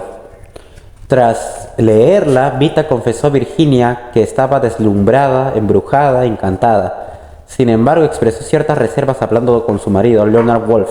Fue tan comprensivo como siempre con Orlando y con la relación que mantenía su mujer con la modelo. A Virginia le sorprendió gratamente que se tomara el libro más en serio de lo que ella esperaba. La relación entre Vita y Virginia entró en una fase más madura. Entendieron que ambas a su manera sentían un afecto profundo e inquebrantable por sus maridos. No era nada exclusivo, pero sí un vínculo permanente, un trasfondo de estabilidad para una relación menos estable. Virginia seguía sin tener claro el aspecto físico, pero estaba comprometida. Vita la quería, pero pronto retomó sus costumbres promiscuas. Ambas creyeron poder vivir con ello y, teniendo en cuenta la franqueza de sus cartas, siguieron siendo íntimas muchos años. En aquellos tiempos, Virginia se enfrentaba a los problemas que planteaba la fama literaria. Cuando no estaba con su grupo padecía de un nerviosismo patológico. Aún así, en octubre de 1928 aceptó dar unas conferencias en Newham y Girton, dos universidades femeninas de Cambridge. A pesar de que le temblaban las manos, su aspecto era impresionante. Pronunció las conferencias con cierta torpeza, pero lo que dijo produjo un gran efecto y se recordó durante mucho tiempo. Recopiló las conferencias que dio en Cambridge en un libro titulado Una habitación propia. Es su mejor libro de ensayos y se ha convertido en un clásico del feminismo. De hecho, su biógrafa del siglo XX, Hermione Lee, afirma que probablemente sea el ensayo más importante escrito por una mujer de este siglo. Una habitación propia es básicamente un debate sobre las dificultades a las que se enfrenta una mujer que quiere escribir. Para Virginia Woolf todo empieza con un hecho básico, no literario. Una mujer que quiera escribir ficción debe tener dinero y una habitación propia. Admite que dejará sin resolver el grave problema de la auténtica naturaleza de la mujer y de la ficción. Describe los obstáculos que impiden que las mujeres se expresen plenamente, con autenticidad, y ocupen el lugar que les corresponde en una tradición literaria formada y definida mayoritariamente por hombres. La actitud de los personajes y escritores varones hacia las mujeres es un obstáculo importante. Cita al poeta del siglo XVIII, Alexander Pope, quien expresa la opinión muy extendida de que la mayoría de las mujeres carecen de carácter. Pone en cuestión la opinión de Samuel Butler, quien consideraba que los hombres sabios nunca dicen lo que piensan de las mujeres, señalando que aparentemente los hombres sabios nunca dicen otra cosa. Con seriedad sarcástica repasa las actitudes de los hombres sabios a lo largo de la historia sobre si las mujeres deben o no recibir educación. Napoleón las consideraba incapaces. El doctor Johnson defendía la opinión contraria. Goethe las honraba. Mussolini las despreciaba. En una habitación propia se centra en los problemas concretos a los que se han enfrentado las escritoras a lo largo de los siglos. Analiza cómo los solucionaron y cómo afectaron a su escritura. Habla de escritoras de tanto renombre como Jane Austen y Charlotte Brontë, pero también de autoras menos conocidas que en su día disfrutaron de cierta fama. Entre estas segundas figura la poetisa, dramaturga y novelista del siglo XVII Aphra Behn. Según Virginia, la primera mujer que se ganó la vida escribiendo un año antes, Vita Sackville West, había escrito una biografía pionera de Aphra Behn. Virginia menciona a otra autora del siglo XVII, Dorothy Osborne, que describió con una mirada muy original los pensamientos más íntimos y auténticos de las mujeres, así como su relación con los hombres en una época en la que este tipo de temas se censuraban o pasaban por alto. Estas escritoras resucitarían gracias a los esfuerzos de Virginia Woolf, atrayendo la atención de las mujeres del siglo XX tras un largo periodo de olvido. Han pasado a formar parte del canon de mujeres escritoras como ella quería, saliendo de la oscuridad para ocupar su lugar en la tradición general y conformar una tradición femenina propia. Se trata de autoras que han sido fuente de inspiración para muchas mujeres, no solo para las que escriben, sino asimismo para aquellas que luchan por liberarse y expresarse con franqueza. Virginia Woolf creía que la novela es el género ideal para que las mujeres expresen su creatividad, sobre todo por su fluidez, aunque no la había constreñido nunca rígida tradición pensada primordialmente para cubrir las necesidades de los varones. La novela seguía siendo lo suficientemente joven como para resultar moldeable en manos de las mujeres. El golpe más osado de Virginia Woolf en una habitación propia es puramente imaginario, como es difícil acceder a los datos. Permítame imaginar lo que hubiera ocurrido si Shakespeare hubiera tenido una hermana maravillosamente dotada llamada Judith. Esboza su vida. Era tan aventurera e imaginativa y estaba tan deseosa de ver el mundo como él, pero no recibió educación. De vez en cuando cogía un libro, quizá uno escrito por su hermano, y leía unas páginas. Pero entonces entraba sus padres y la ponían a remendar calcetines. Puede que garabateara algunas páginas en un altillo a escondidas. Judith huye de Londres para evitar que su padre la case con el hijo de un vecino tratante de lana. Intenta convertirse en actriz y se da cuenta de que no puede hacer muchas de las cosas que necesita hacer. ¿Acaso podía ir a cenar a una taberna o andar por las calles a medianoche? Al final se va a vivir con un actor representante, pero queda embarazada. Enfrentada a una vida carente de creatividad, se suicida, pues ¿quién es capaz de medir el calor y la violencia que anidan en el corazón de un poeta cuando se ve atrapado en un cuerpo de mujer? ¿Qué sentido tiene este relato de dolor sin fin, cuya secuencia ha debido repetirse tantas veces en el pasado? La conclusión a la que llega Virginia Woolf enciende nuestra imaginación y nos permite descubrir un quebranto más vasto y más secreto. Las mujeres deben tener algún tipo de don, como también las clases trabajadoras. Su historia de Judith Shakespeare es la parábola de un gran desperdicio humano, que bien podría haber hecho exclamar a su hermano en otro contexto: deplorables ruinas de la naturaleza, este gran mundo también volverá a la nada. Por mucho que tardara en llegar, la redención era posible, como señala Virginia. A finales del siglo XVIII hubo un camino, que si estuviera reescribiendo la historia diría que fue más importante que las cruzadas o la guerra de las rosas. La mujer de clase media empezó a escribir. En el último capítulo de Una habitación propia, Virginia Woolf volvía al problema que expresara tan poéticamente en Orlando: la androginia. Al contrario que Butler, cree que no ha habido época más estridentemente consciente de lo que el tiempo muestra, ¿no? Los innumerables libros que hay en el Museo Británico sobre las mujeres escritos por hombres lo demuestran. En esa época, dice, no ha habido época más estridente consciente del sexo que la nuestra. Los innumerables libros que hay en el Museo Británico sobre las mujeres escritos por hombres lo demuestran. Leyendo Orlando vemos que no hay que trazar una gruesa línea entre cualidades exclusivamente masculinas y cualidades exclusivamente femeninas. Hombres y mujeres comparten muchas cualidades y de hecho precisan de ambas para hacerse plenamente humanos. Quizá una mente exclusivamente masculina no pueda crear nada, como tampoco una mente exclusivamente femenina. Virginia menciona la mente masculino-femenina de Shakespeare, pero advierte, es fatal, pero para cualquiera que escriba, pensar en su género. Es fatal para cualquiera que escriba pensar en su género. Eso decía, ¿no? Virginia Woolf. Eso advierte. Está en contra de que las mujeres se dediquen a la literatura polémica. Las mujeres no pueden liberarse de siglos de misoginia recurriendo a su contrario misandría. Saldrían perdiendo e insiste. Para lograr la creación artística debe haber algún tipo de colaboración mental entre hombre y mujer. Ha de consumarse el matrimonio de los opuestos. Debe haber libertad y debe haber paz. Virginia Woolf volvió a la ficción con Las olas, publicada en 1931. Era su novela más experimental hasta el momento y en cierto modo la más lírica. Consignó los objetivos que perseguía con la novela en su diario, como tenía por costumbre. Estaba profundamente desilusionada con la novela ortodoxa y formuló un punto de vista antitético. La fascinante empresa narrativa del realista llegar del almuerzo a la cena es falsa, irreal, meramente convencional. ¿Por qué calificar de literatura lo que no es poético? Quiero decir, saturado. Afirma en Las olas. Quiero eliminar todos los desechos, lo muerto, lo superfluo, reproducir el momento en su conjunto, con todo lo que incluya. Un momento es una combinación de pensamiento, sensación, la voz del mar. Escribir una novela demostró ser una experiencia muy inspiradora y desestabilizadora, con momentos de tal intensidad e intoxicación que parecía trastabillar tras mi propia voz, o casi tras una suerte de orador. Como cuando estaba loca, sentí miedo al recordar las voces que me precedían entonces.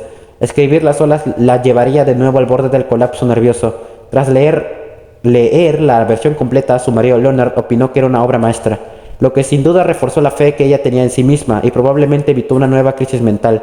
La falta de trama o de una guía elemental para el lector hace que Las olas sea difícil de leer, pero hay lectores que rompen las barreras, por así decirlo, y se introducen en un mundo envolvente que encuentra tan atractivo como una narración normal. En Las olas, Virginia Woolf lleva al extremo el método del monólogo interior. La novela consta de 6 monólogos interiores, de 6 personajes que evolucionan de la infancia a la vejez y se ven implicados en una serie de incidentes. También hay un séptimo personaje en cuya mente no entramos, solo se le considera un objeto de la conciencia de los demás, que influye sobre sus emociones y ambiciones. Su muerte prematura se convierte en el núcleo de sus miedos y ansiedades. En Las olas, Virginia Woolf logra combinar la fluidez con la precariedad de la identidad personal que suponía una preocupación constante para ella. La amenaza de sufrir un colapso nervioso la hacía consciente permanentemente de la fragilidad de su propia personalidad, pero maneja con tal maestría la técnica literaria, que en este aspecto Las olas está muy por encima de sus preocupaciones personales. Lo que describe son situaciones de validez universal. Nuestra psicología no está irremediablemente embutida en un molde irrompible. Es capaz de adoptar todo tipo de formas e incluso de quebrarse. Existe en todo momento a niveles diferentes y en grados variables de sociabilidad. Al final de un largo monólogo, Bernard, un escritor, dirige sus pensamientos a un oyente imaginario. Ahora explicarte el sentido de mi vida, puesto que no nos conocemos. Bernard sabe que no tiene una identidad precisa, ni psicológica, ni sexual. No soy una persona, soy muchas personas. Llega a darse cuenta de que no hay pasado ni futuro, solo el momento, en su halo de luz y nuestros cuerpos. Hay en Las olas un sutil mecanismo que contrapesa un subjetivismo a veces casi claustrofóbico. Se trata de reflexiones lírico-objetivas sobre el sol, el mar o la naturaleza. La novela empieza con una evocación muy poética del mundo exterior, un amanecer en el mar, mientras el mundo interior de los seres humanos sigue dormido, aunque esté a punto de despertar. El sol marcó una sombra azul en el arbusto junto a la ventana del dormitorio. La persiana se estremeció ligeramente, pero todo en la casa continuó, siendo vago e insubstancial. Fuera, los pájaros cantaban sus sencillas melodías. Este es el preludio a las voces interiores por separado, pero a medida que la novela se aproxima a su fin, el monólogo de Bernard se funde gradualmente en algo muy similar a estos pasajes líricos objetivos. Su voz se apaga en la hora más oscura de la noche, con la perspectiva de un nuevo amanecer. Una vez más, el mundo despierta. Las estrellas retroceden y se extinguen. Los bancos de arena se hacen más profundos entre ola y ola. La neblina se espesa sobre los campos, las rosas se tiñen de rojo, incluso la pálida rosa que cuelga ante la ventana del dormitorio. Un pájaro gorjea. Los aldeanos encienden la primera vela del día. Las olas rompían en la orilla. A pesar de la defensa que hiciera Leonard de las olas, Virginia siguió sufriendo depresiones tras su publicación. La muerte había empezado a preocuparla y no sin razón. En esos años murieron varios de sus amigos del círculo de Bloomsbury, así como algunos escritores muy conocidos. Su gran Bette Noir, Arnold Bennett, murió súbitamente de cólera, y también la afectó mucho la defunción de D.H. Lawrence.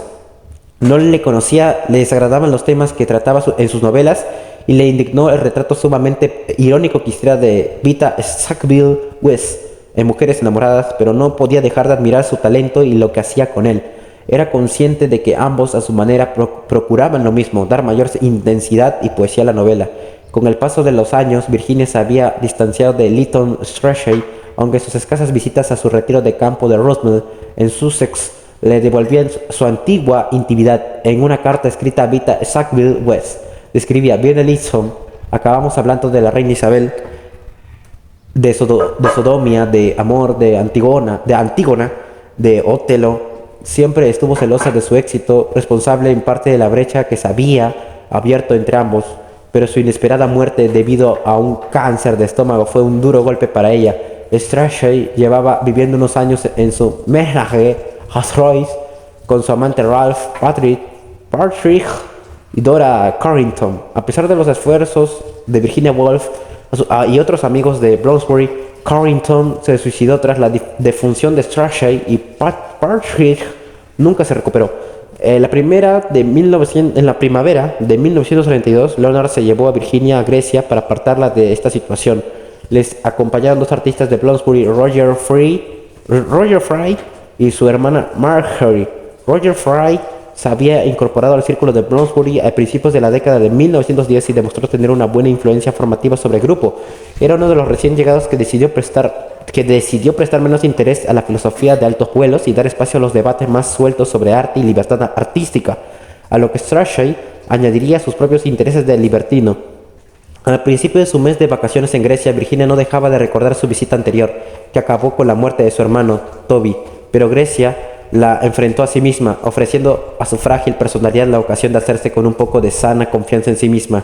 Mientras andaba por la Acrópolis, me encontré con mi fantasma, con esa chica de 23 años que tenía toda la vida por delante. ¡Cómo la envidié! Seguía sintiendo una enorme admiración por Grecia, pero no podía ignorar cómo habían sobrevivido estos antiguos restos arqueológicos. La pobreza, la guerra y la miseria han evitado que fueran borrados del mapa. En otro lugar señalaba: los siglos no han dejado huella, no hay nada entre los últimos siglos y el 300 a.C. Si encuentras una bahía, está desierta, y lo mismo ocurre con las colinas y los valles. No hay ni una villa, ni salones de té, ni casetas de perro, no hay cables, ni iglesias, apenas hay cementerios.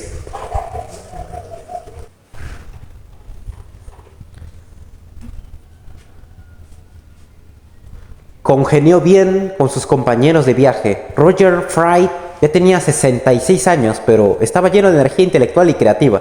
Su hermana Marjorie, a quien Virginia llamaba en privado la cotorra, también poseía una mente intelectualmente formada y estimulante. Sin embargo, Marjorie era la directora de Somerbridge, una de las universidades femeninas de Cambridge, y encontraba ciertas opiniones de Virginia bastante desconcertantes. Hubiera opinado lo mismo de su apodo de haberlo conocido. En 1932, Virginia, que ya contaba 50 años, publicó la segunda parte de El lector común. Al igual que el volumen anterior, constaba de ensayos sobre una gama ecléctica de figuras históricas inglesas, de Jane Austen a Beau Brummel, de Sir Philip Sidney a Thomas Hardy. Una vez más señalada la interpretación tan distinta dada a estos personajes por los lectores de su época. Cada cual lee algo diferente y lo hace con las ideas preconcebidas y la ceguera de su propia generación. Nuestra lectura será igual de parcial. En 1930 perdemos gran parte de lo que era obvio en 1655, pero en cambio vemos cosas que se ignoraban en el siglo XVIII. Mantengamos viva la cadena de lectores, saquemos a la luz las ideas y la ceguera de nuestra generación. He aquí un argumento más a favor de la lectura, de literatura, de tiempos pasados. Se nos dice que debemos leerla para mantener vivo nuestro legado y para que dote de profundidad, de autoconocimiento. a nuestra percepción de la época en la que nos ha tocado vivir. Pero hay más. Al leer estas obras a través de los ojos de nuestra propia época, de alguna manera las alteramos. Vemos cosas cuya relevancia no era evidente entonces, a la par que perdemos cosas que en su momento se consideraban cruciales. Hoy percibimos lo mucho que preocupaba a Jane Austen la situación social de su época.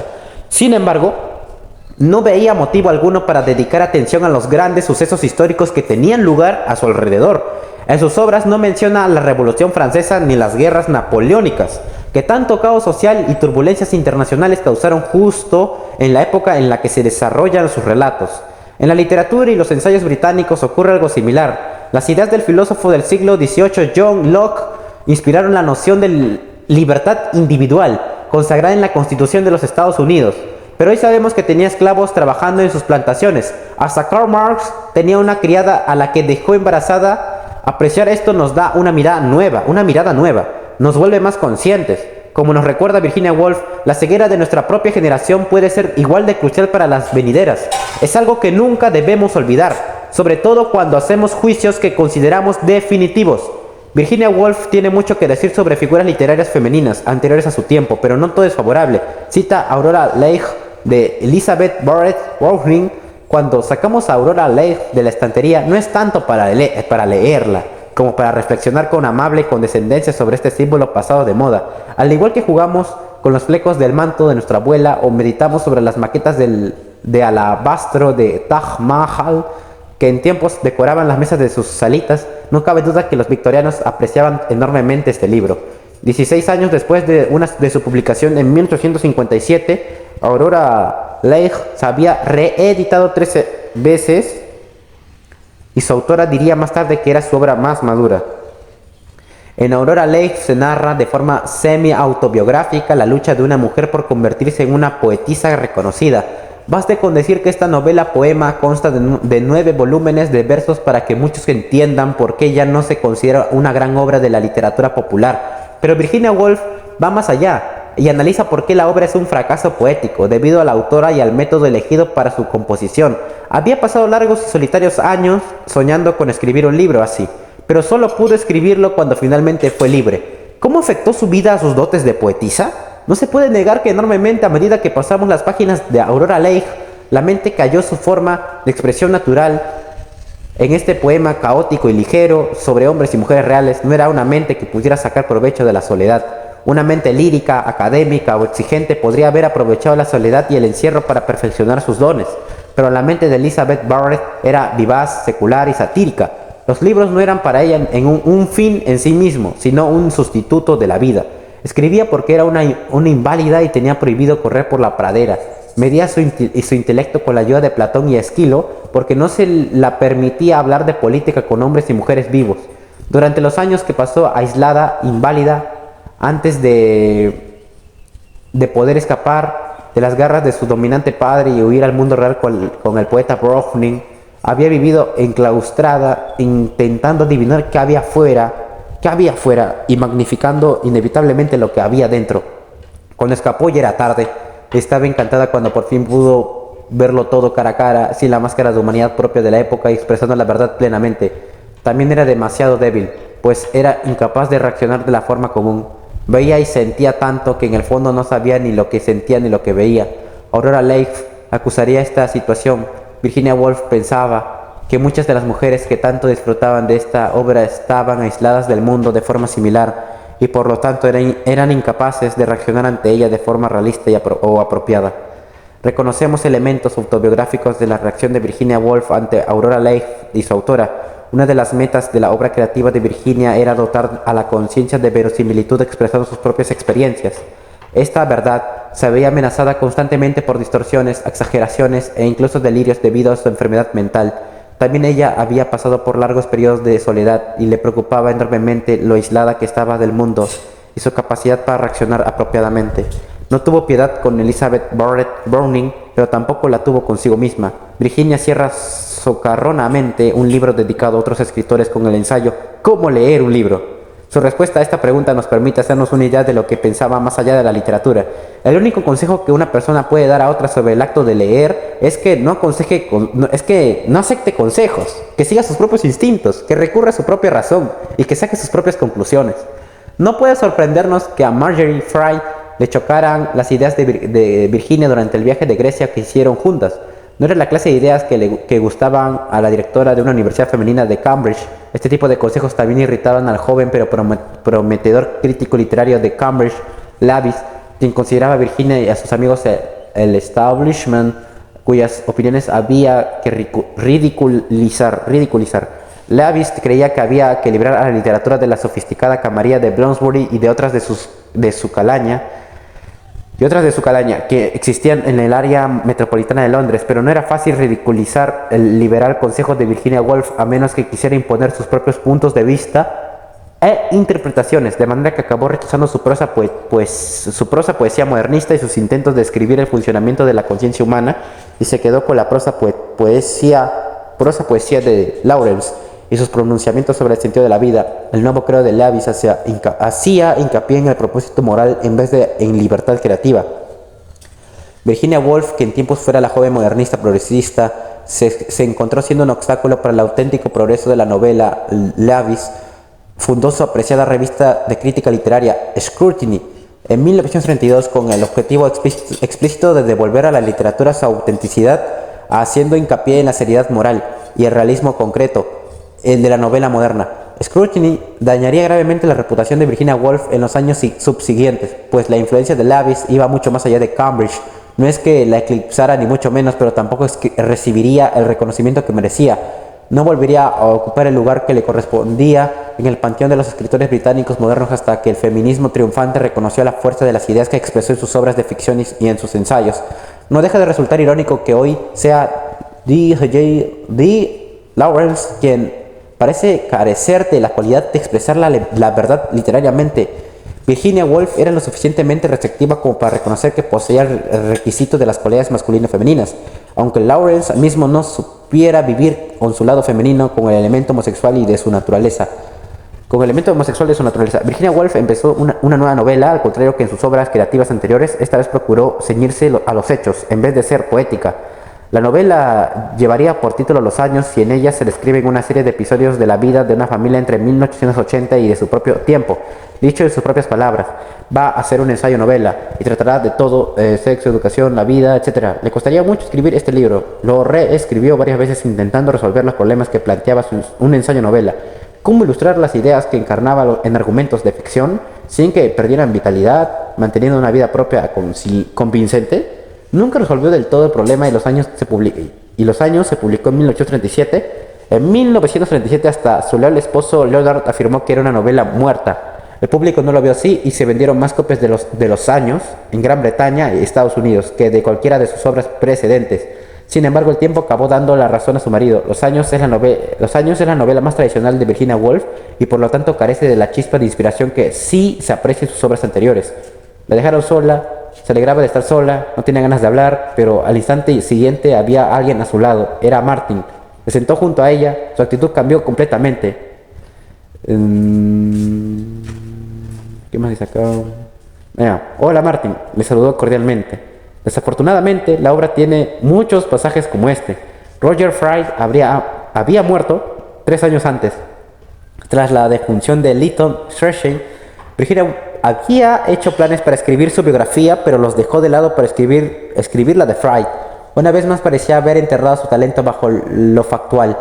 No hay más que compararla con su biografía lírica del mítico llamado Orlando. Hay muchas razones que pueden explicarlo. Virginia Woolf estaba en esa década de los 40 en la que desaparece el impulso lírico. Su constante y creciente miedo a la locura pudo ser otra buena razón, pues lo cierto es que la puesta en práctica de su talento poético solía alterar su equilibrio mental. Además, había que tener en cuenta el empeoramiento de la situación política. La Alemania de Hitler amenazaba a Europa entera.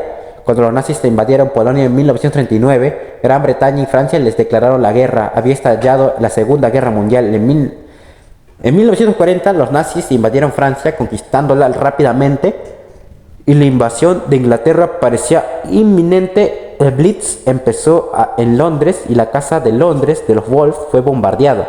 Se retiraron a su casa de Roswell, en Kent, cerca del mar, al otro lado del canal. Los alemanes preparaban la invasión.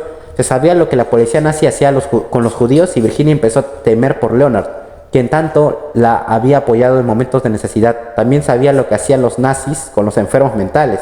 Si invadían a su país, ambos podían acabar en campos de concentración. Intentando distraerse de sus crecientes preocupaciones, Virginia empezó una nueva novela entre actos. Era un intento de reconciliarse con su idea de la dialéctica de la historia, con su visión poética de la belleza. Describe los sucesos que acaecen en un día de verano en una casa de campo donde se representa un espectáculo histórico, todo ello bajo la sombra de una guerra inminente. El libro tiene un diseño complejo en el que se entreveran temas poéticos y conceptuales, todo ello a base de una imaginería impresionante de gran resonancia, como por ejemplo en esta escena donde todos bailan. El gramófono retumbaba, duques, sacerdotes, pastores, peregrinos y sirvientes se cogieron de las manos y se pusieron a bailar. El idiota correteaba fuera y dentro del círculo, con las manos unidas y entrechocando las cabezas bailaron en torno a la majestática figura de la señora Clark, autorizada a vender tabaco, que se erguía sobre su caja de jabón. Vemos la escena tanto como un hecho corriente como en su vertiente poética, es decir, evocando una idea en imágenes, pero hacerlo fue demasiado esfuerzo para la autora. Una vez terminada entre actos, no quedaba nada que pudiera llenarla. Más deprimida que nunca y temiendo el futuro y la posibilidad de perder la cordura, Virginia Woolf se suicidó tirándose al cercano río Ouse el 28 de marzo de 1941. Epílogo. En la última carta que Virginia Woolf escribió a su marido, hablaba de la felicidad más absoluta que éste la había dado y afirmaba: nadie podría haber hecho más de lo que has hecho. Estaba siendo amable en contra del código de sinceridad de Bloomsbury. En cierto modo, fue una postrera admisión de desesperanza. Ya no tenía fuerzas para explicar o intentar explicar lo que sentía. Leonard era la persona en la que más confiaba, pero ni siquiera a él pudo explicarle la esencia de su desconcierto y de su frustración. No podía hacerle ver lo que sentía. A pesar de la devoción que se profesaban, existía una gran falta de entendimiento entre ambos. En gran medida se trataba de la brecha que existe y siempre existirá entre las personas mentalmente enfermas y las sanas. Ni la comprensión más imaginativa puede salvarla. Leonard intentó ser lo más comprensivo posible, pero no pudo dar el salto imaginativo a pesar de sus esfuerzos. La incomprensión también se debía, en cierta medida, a la imposibilidad de que la mente masculina y la femenina se encontraran en un plano de igualdad. Era imposible en una sociedad patriarcal. Virginia Woolf no podía explicar la fuerza de lo que la hacía enfermar, mucho menos sus necesidades como mujer, sus miedos, su falta de plenitud, la imposibilidad de ser ella misma. Leonard quería explicarle que sus miedos no estaban fundamentados, que podía espantar a las confusas quimeras evocadas por su mente perturbada a base de descanso, comprensión y razón. Pero esta racionalidad masculina no resultó ser la respuesta adecuada para su lacerada sensibilidad femenina. Joyce, Prose, Eliot, Woolf, Virginia Woolf ocupaba un lugar destacado entre los modernistas de principios del siglo XX. Joyce se había convertido en el más importante. En los años subsiguientes, Pound pagaría un alto precio por sus ideas fascistas, Eliot por su religiosidad y Virginia Woolf por su tendencia a adoptar un punto de vista insistentemente femenino. Sin embargo, con el tiempo se ha visto que fue precisamente ese elemento el que dotó a sus obras de fuerza y originalidad. Se alabó la masculinidad natural de D. Lawrence, pero a Virginia Woolf se le reprochó su femineidad natural. Hoy han cambiado las tornas, pues las actitudes sexuales y la forma de pontificar sobre la conducta natural del género humano de Lawrence parecen trasnochadas, confusas e inapropiadas. Por otro lado, las ideas que Virginia Woolf expresa en sus ensayos, en sus novelas, en la biografía de Orlando, siguen formando e inspirando a quienes quieren resolver o simplemente se interesan por la eterna cuestión del género y de la compatibilidad. En una habitación propia habla de temas que siguen siendo de actualidad. Este cambio de apreciación tiene paralelismos entre sus contemporáneos. Muchos consideraron al pintor bohemio Auguste Huyon un gran artista, sobre todo en Gran Bretaña, mientras que nadie apreciaba el talento más reposado de su hermana Gwen, que vivía ignorada en una buhardilla parisina. Augustus John era muy consciente de la injusticia que esto suponía y dijo a sus amigos que un día solo sería recordado por ser el hermano de Gwen. No le creyeron, pero es lo que empieza a ocurrir. Resulta más pertinente y revelador el caso del famoso filósofo existencialista francés Jean-Paul Sartre, cuya obra eclipsó completamente a la de su compañera Simone de Beauvoir. En vida de ambos, hoy es el marxismo existencialista de Sartre el que ha caído en el olvido, mientras que las ideas feministas expresadas por Beauvoir en su obra pionera, El segundo sexo y otros textos sobre el sentimiento y el dolor, se consideran esenciales para hallar una salida a problemas actuales. Este es el veredicto de Simone de Beauvoir sobre Virginia Woolf y el camino a seguir. Se pueden contar con los dedos de una mano las mujeres que han mirado tras lo dado en busca de sus dimensiones secretas.